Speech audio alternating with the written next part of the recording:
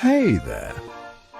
Today I'm diving into the basics of real estate.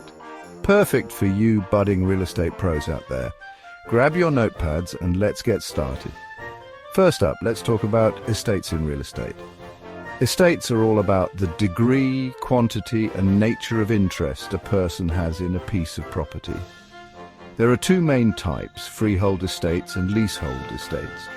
Freehold estates, like fee simple and life estates, mean ownership for an indefinite period. You got it? Fee simple is the most complete form of ownership, while life estates last only for the lifetime of a specific person.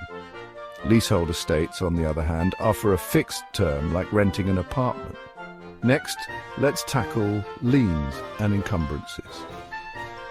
A lien is a legal claim on a property, often due to unpaid debts. It's a financial encumbrance.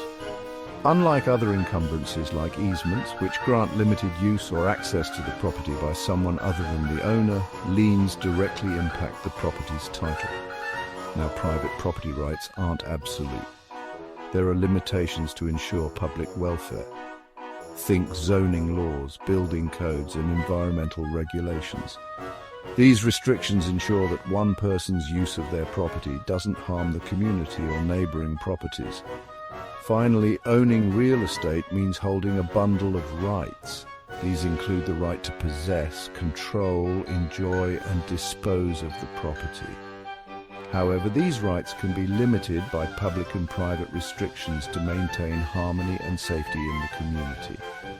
That's a quick rundown of estates, liens, and property rights. Keep learning, and you'll be navigating the real estate world with confidence in no time. Thanks for watching, and don't forget to like and subscribe for more real estate insights. See you next time.